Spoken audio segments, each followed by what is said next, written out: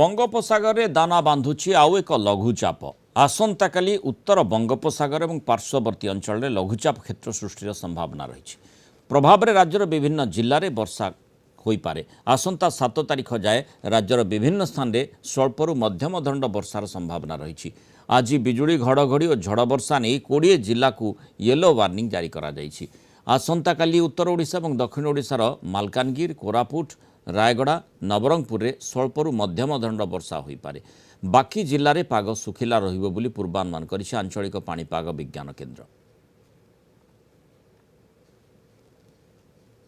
इस अपर air circulation के प्रभाव के अंदर 4 अक्टूबर को नॉर्थ बे ऑफ बंगाल और नोबे रूट के ऊपर एक लो प्रेशर एरिया फॉर्म होने की संभावना है।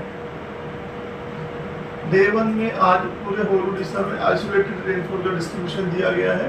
4 तारीख को कोस्टल उड़ीसा, नॉर्थ उड़ीसा पूरा, साउथ कोस्ट उड़ीसा, रायगढ़, कोरापुट, नवरंगपुर, मलकानगिरी इन डिस्ट्रिक्ट में आइसोलेटेड रेनफॉल का डिस्ट्रीब्यूशन दिया गया। बाकी ड्राई वेदर रहने की संभावना है।